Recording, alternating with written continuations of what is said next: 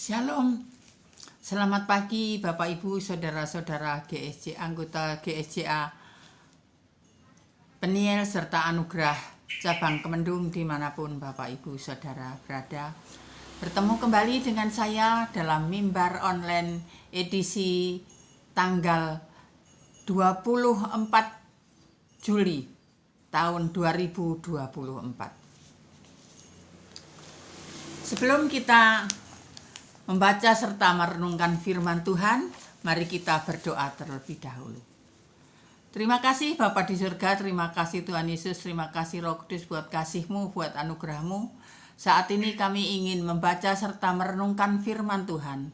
Urapi kami dengan kuat kuasa Roh Kudus, agar nama Tuhan dipuji dan dipermuliakan melalui firman Tuhan pada pagi hari ini. Hanya di dalam nama Tuhan Yesus kami minta pimpinan Roh Kudus. Haleluya. Amin.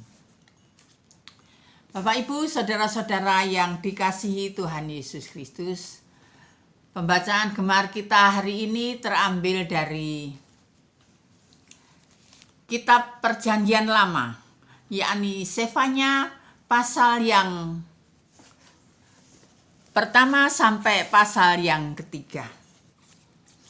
Cukup panjang pembacaan kita hari ini, tapi saya berharap Bapak Ibu sekalian bisa membacanya di rumah.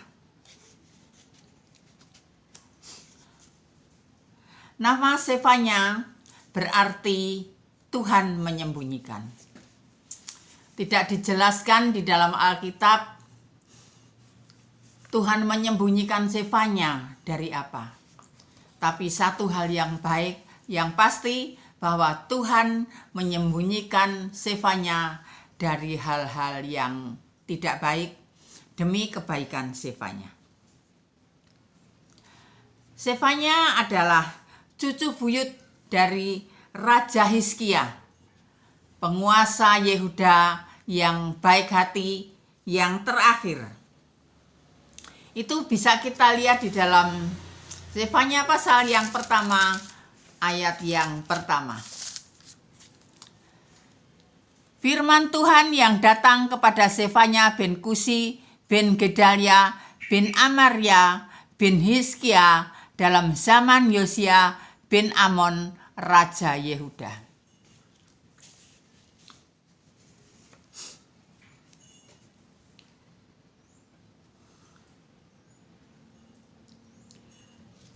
Sefanya adalah seorang yang taat. Dia selalu melibatkan segala urusannya kepada Tuhan. Sefanya bernubuat selama pemerintahan Raja Yosia. Pada tahun 639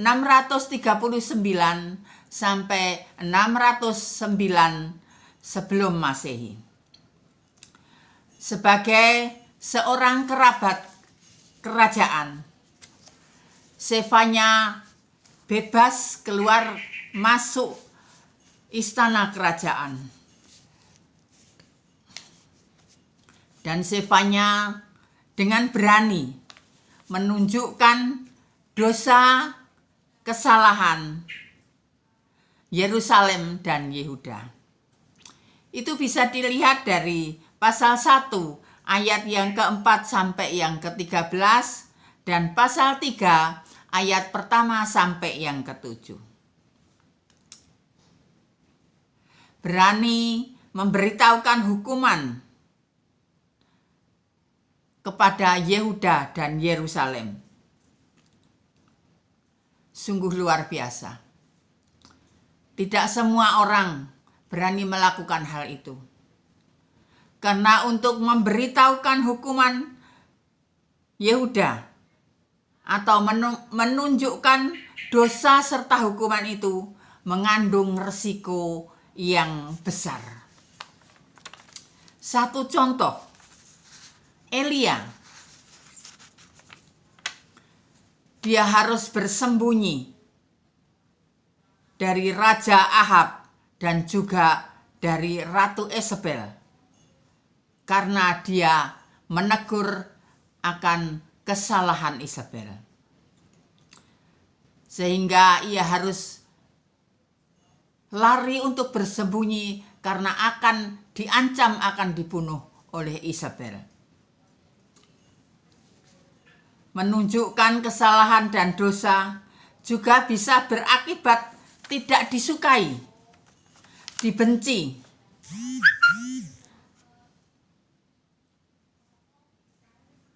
Tetapi sebagai seorang hamba Allah, Nabi Zakaria tetap melakukan perintah Allah dengan setia. Zefanya bernubuat sebelum pembaharuan dan kebangunan rohani yang dibuat oleh Raja Yosia dari dosa-dosa yang dilakukan oleh pendahulunya yang jahat, yakni Raja Manase dan Raja Amon.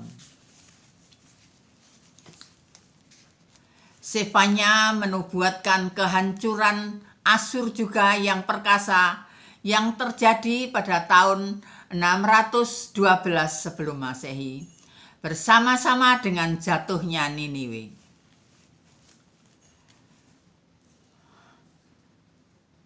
Sedangkan Yeremia merupakan rekan kerja dari Zefanya yang umurnya sedikit lebih muda. Mereka bekerja bersama-sama untuk melakukan perintah Tuhan. Bapak, Ibu, saudara-saudara yang dikasihi Tuhan Yesus. Zefanya melihat datangnya hukuman yang meliputi seluruh dunia karena dosa-dosa umat manusia. Kita bisa lihat dari pasal 1 ayat yang kedua dan pasal 3 ayat yang ke-8. Di sana dikatakan, Aku akan menyapu bersih segalanya dari atas muka bumi. Demikianlah firman Tuhan. Pasal 3 ayat 8. Sebab keputusanku ialah mengumpulkan bangsa-bangsa dan menghimpunkan kerajaan untuk menumpahkan geramku, yakni segenap murkaku yang bernyala-nyala. Sebab seluruh bumi akan dimakan habis oleh api cemburuku. Tetapi secara khusus hukuman yang akan menimpa Yehuda bisa dilihat di pasal 1 ayat yang keempat dan pasal 3 ayat yang pertama sampai yang ke-7. Zefanya menghimbau agar bangsa itu bertobat dan mencari Tuhan dengan kerendahan hati. Sebelum hukuman itu dilaksanakan oleh Tuhan. Pasal 2 ayat yang pertama sampai yang ketiga. Zefanya berharap dengan bertobatnya suku Yehuda, maka Tuhan akan mencabut segala hukuman yang telah dinyatakannya. Bapak, Ibu, saudara-saudara yang dikasihi Tuhan Yesus Kristus, kitab Zefanya menjanjikan pernyataan yang paling luas dalam Perjanjian Lama mengenai hari Tuhan. Zefanya menunjukkan bahwa umat perlu dihadapkan dengan peringatan dan juga dihibur dengan janji Tuhan bahwa Tuhan akan memulihkan keadaan mereka. Pernyataan Zefanya mengenai hari murka Tuhan yang akan datang atas orang jahat dan hari keselamatan bagi umatnya yang setia kepada pernyataan perjanjian baru tentang akhir zaman. Zefanya merupakan penggenapan perjanjian baru. Yesus mungkin 2 kali menyinggung tentang Zefanya. Bapak Ibu Saudara simak pasal yang pertama ayat 2 sampai yang ketiga bisa dibandingkan dengan Matius pasal 13 ayat 40 sampai 42. Dan pasal 1 ayat 15 bandingkan juga dengan Matius pasal 24 ayat yang ke-29. Kedua acuan ini berkaitan dengan kedatangan Tuhan Yesus yang kedua kali. Bapak, Ibu, saudara-saudara yang dikasihi Tuhan Yesus Kristus. Para penulis Perjanjian Baru memahami berita tentang hari Tuhan sebagai gambaran mengenai peristiwa eskatologis yang diawali dengan kesengsaraan besar dan diakhiri dengan kembalinya Yesus untuk menghakimi orang hidup dan orang yang telah mati. Pasal 1 ayat yang ke-14 bandingkan dengan Wahyu pasal 6 ayat yang ke-17. Seringkali Perjanjian Baru mengacu kepada kedatangan Kristus yang kedua dan hari penghakiman sebagai harinya. Kita bisa melihat dari 1 Korintus pasal 3 ayat yang ke-13.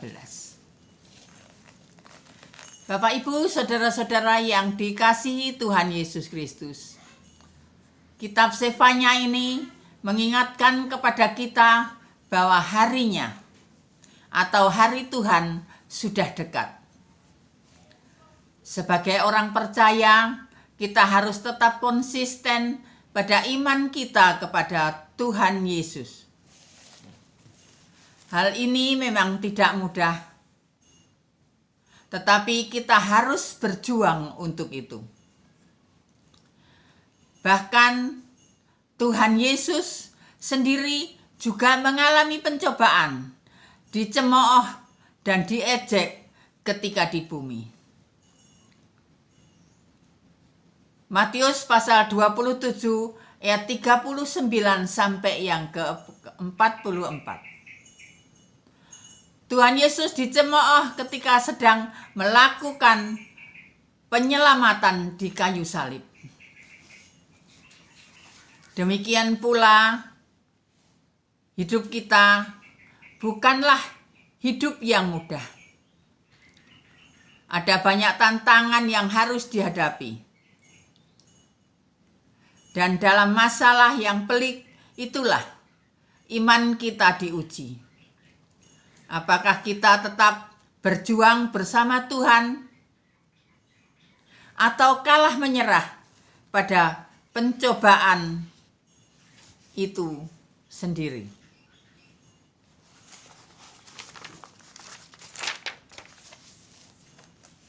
Dan kita harus yakin bahwa kita dapat mengalahkan dan menang dari pencobaan dengan pertolongan Roh Kudus. Memang ketika kita menghadapi masalah yang pelik, tak seorang pun peduli pada kita. Bahkan orang menjauh, bahkan menghakimi kita. Bukan hal yang mudah. Tetapi kita harus berjuang dengan gigih untuk tetap setia dan yakin pada pertolongan Tuhan. Jangan pedulikan omongan orang lain yang tidak berguna. Dengan cara kita harus lebih mendekatkan diri, selalu bersekutu dengan Tuhan, baik secara pribadi ataupun secara berjemaah. Agar terjadi saling mengisi, saling meneguhkan, saling menopang, saling menghadapi segala macam tantangan di dunia yang semakin jahat. Seperti halnya Sefanya memberikan penghiburan kepada suku Yehuda, demikian juga Tuhan memberikan kepada kita janji, kekuatan, dan pertolongan melalui Roh Kudus. Dan yakinlah bahwa tak satu hal pun di dalam dunia ini yang mampu memisahkan kita dari kasih karunia Kristus. Ini artinya apapun yang sedang kita hadapi, Yesus selalu menyertai kita. Yesus memberikan kekuatan, kemampuan, dan kelepasan, kelegaan, serta kedamaian. Bersamanya kita tak akan pernah berjalan sendiri. Bapak, Ibu, Saudara yang dikasihi Tuhan Yesus Kristus, ketika Allah menuntun bangsa-bangsa kepada pengenalan yang benar tentang dirinya, Dia akan memulihkan keadaan umatnya sendiri. Pasal 3 ayat yang ke-20. Percayalah akan banyak perubahan jika kita selalu berproses bersama Tuhan. Tidak ada yang sia-sia bagi siapa yang terus melibatkan Tuhan dalam segala urusannya. Karena Tuhan tidak pernah menutup mata atas persoalan hidupmu, dan percayalah, Dia akan menolong dan memberi jalan keluar yang baik bagi kita sesuai dengan waktu serta kehendak Tuhan. Amin. Mari kita berdoa. Tuhan, terima kasih kalau kami boleh merenungkan firman-Mu pada pagi hari ini, agar kami boleh senantiasa merendahkan diri di hadapan-Mu, dan kami selalu berharap dan berproses bersama Tuhan, selalu mendekatkan diri kepada Tuhan untuk menghadapi segala macam tantangan di dunia yang jahat ini. Kami yakin bahwa Tuhan mampu menolong kami. Urapi kami semua, Tuhan. Kami yakin kami mampu dengan pertolongan Tuhan, dengan pimpinan Roh Kudus, kami mampu mengalahkan segala tantangan serta tipu daya iblis. Di dalam nama Tuhan Yesus Kristus, kami sudah berdoa dan mengucap syukur. Haleluya. Amin. Selamat pagi, selamat bergemar, dan selamat beraktivitas. Tuhan Yesus memberkati.